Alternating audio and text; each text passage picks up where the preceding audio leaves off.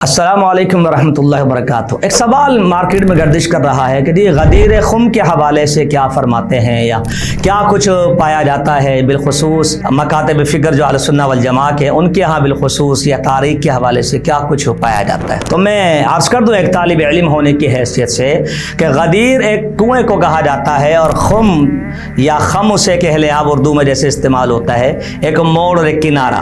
तो ये एक जगह है गोया के जहाँ नबी करीम सल्लल्लाहु अलैहि वसल्लम ने एक मरतबा खुतबा इरशाद फरमाया था और उसमें आपने अहले बैत अतहार के मकाम और मरतबे को वादे किया और फ़ज़ाइल बयान किया और मनक़िबत को बयान किया। अब इसका तो कोई भी मुनकिर नहीं है, वो मुसलमान ही किया जो अहले बैत से मोहब्बत ना कर। नबी करीम सल्लल्लाहु अलैहि वसल्लम ने क्या फरमाया कि ला युबग़िदुना अहलल बैत इल्ला अदख़लहुल्लाहु अन्नार औ कमा क़ाल सल्लल्लाहु अलैहि वसल्लम। फरमाया कि हम अहले बैत से, हमारे अहले बैत से कोई नफ़रत करेगा तो अल्लाह उसे ज़रूर जहन्नम में दाखिल करेगा। ये हमारा अक़ीदा है, ये अहलुस्सुन्नह वल जमाअह का अक़ीदा, ये असहाबुल हदीस का अक़ीदा। तो अहले बैत अतहार अल्लाहु अकबर जिनका मकाम और मर्तबा किताब और सुन्नत के अंदर वाज़ेह तौर पे बयान कर दिया गया।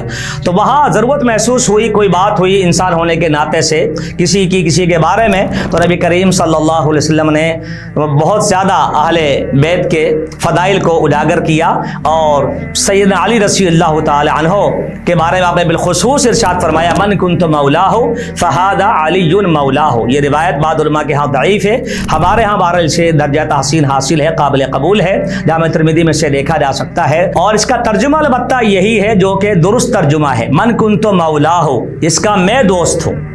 बहुत से लोग तो तर्जुमा करना ही नहीं चाहते ना, अरबी और अजमी का इख्तिलात हो जाता है। यहाँ आके लोगों को तर्जुमा करना चाहिए आपको, मन कुन्तु मौलाहु फ़हादा अलीयुन मौलाहु, जिसका मैं दोस्त हूँ उसके सैयदना अली भी दोस्त हैं।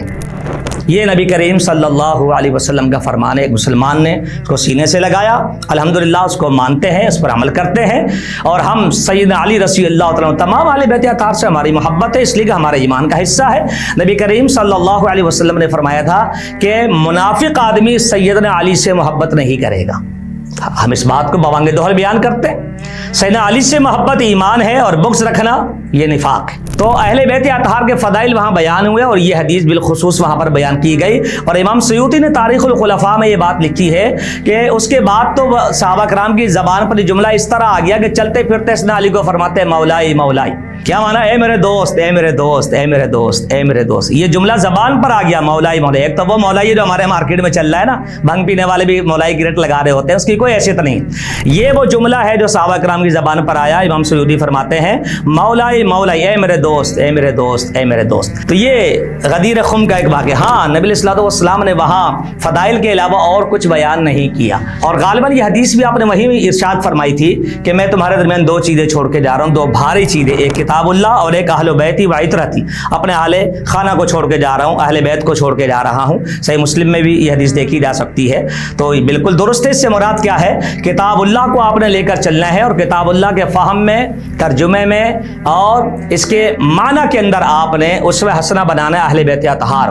तो अहले बैत अतहार से कोई हमें बता दे कि अहले बैत अतहार जो है वो तकलीफ़ के वक्त नाउज़ बिल्लाह थप्पड़ मारते थे, गिरेबान फाड़ते थे, बालों को अपने नोचते थे, मिट्टी डालते थे, हाय हाय करके, सवाल ही पैदा नहीं होता। अहले बैत अतहार ने तो सब्र करना सिखाया ना, सब्र करना सिखाया।